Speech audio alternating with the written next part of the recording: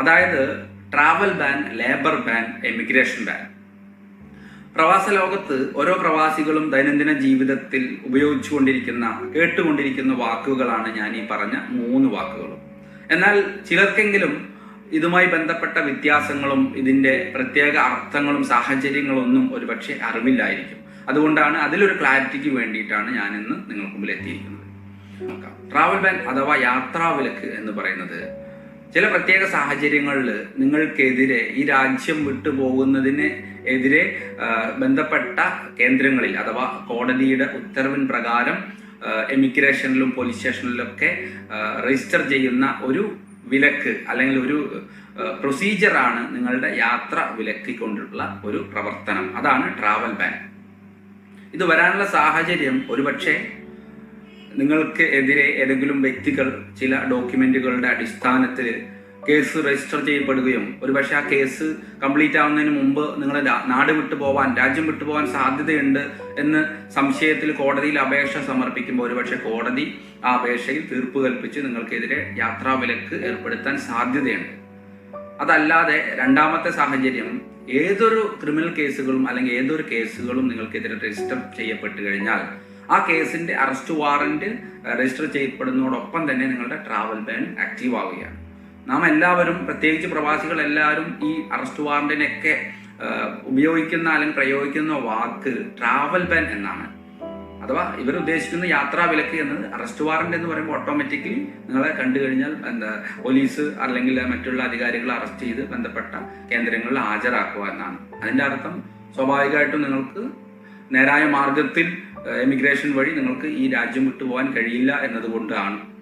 അപ്പൊ ഈ ഒരു കാരണം കൊണ്ടാണ് എല്ലാവരും ഈ ട്രാവൽ ബാനും അറസ്റ്റ് വാറന്റിനെയും ട്രാവൽ ബാൻ എന്ന് പറയുന്നത്. അപ്പോൾ രണ്ടാമതായിട്ട് നമുക്ക് എന്താണ് ലേബർ ബാൻ എന്ന് നോക്കാം. ലേബർ ബാൻ എന്ന് പറയുന്നത് നിങ്ങളുടെ തൊഴിലുമായി ബന്ധപ്പെട്ട തൊഴിൽ വിലക്ക്.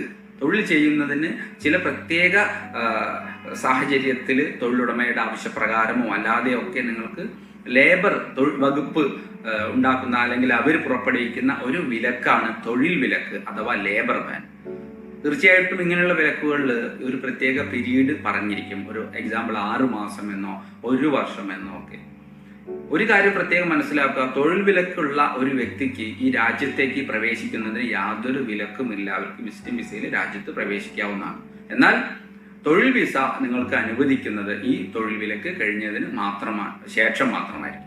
പിന്നെ ചില പ്രത്യേക സാഹചര്യങ്ങൾ, ഇപ്പോൾ ഫ്രീ സോൺ പോലെയുള്ള വിസ അല്ലെങ്കിൽ മറ്റു തരത്തിലുള്ള മാർഗങ്ങളൊക്കെ ഈ തൊഴിൽ വിലക്ക് ഓവർകം ചെയ്യാനായിട്ടുണ്ട്. അത് വരും വീഡിയോയിൽ ഞാൻ അതിനെക്കുറിച്ച് വ്യക്തമായിട്ട് പ്രതിപാദിക്കാം. അപ്പോൾ പലരും ഈ തൊഴിൽ വിലക്കും എമിഗ്രേഷൻ വിലക്കും, എമിഗ്രേഷൻ ബാനും ലേബർ ബാനും തിരിച്ചറിയാത്ത ആളുകളുണ്ട്. അവർക്ക് വേണ്ടിയിട്ടാണ് ഞാൻ ഇത്ര വ്യക്തമായിട്ട് പറയുന്നത്. ഇനി മൂന്നാമതായിട്ട് നമുക്ക് എമിഗ്രേഷൻ ബാൻ എന്താണെന്ന് നോക്കാം. എമിഗ്രേഷൻ ബാൻ എന്ന് പറയുന്നത് ചിലപ്പോൾ പ്രധാനമായിട്ട് ഈ കോടതികളുടെ ഉത്തരവിന്റെ അടിസ്ഥാനത്തിൽ നിങ്ങൾക്കെതിരെ ഒരു രാജ്യത്ത് ഒരു ഉത്തരവ് വരികയാണ്, നിങ്ങൾക്ക് ലൈഫ് ബാൻ, അതല്ലെങ്കിൽ നിങ്ങളെ ഈ രാജ്യത്ത് നാട് കടത്തണം, അങ്ങനെയൊക്കെയുള്ള ഉത്തരവ് വരുമ്പോൾ അങ്ങനെ വരുന്ന ലൈഫ് ടൈം നിങ്ങൾക്ക് ഈ രാജ്യത്തേക്ക് പ്രവേശിക്കാൻ പാടില്ല, വിലക്കുണ്ട് എന്ന തരത്തിലുള്ള വിലക്കുകളെയൊക്കെയാണ് നമ്മൾ എമിഗ്രേഷൻ ബാൻ എന്ന് പറയുന്നത്. എമിഗ്രേഷൻ ബാന് പെർമനന്റ് ആയിട്ട് ഏർപ്പെടുത്തുക എന്നതിന്റെ അർത്ഥം നിങ്ങൾക്ക് ഈ രാജ്യത്തേക്ക് പ്രവേശിക്കുന്നതിന് സ്ഥിരമായി വിലക്കുണ്ട്, ഈ രാജ്യത്തേക്ക് നിങ്ങൾക്ക് ഏതു തരത്തിലും പ്രവേശിക്കാൻ കഴിയുകയില്ല എന്നാണ്.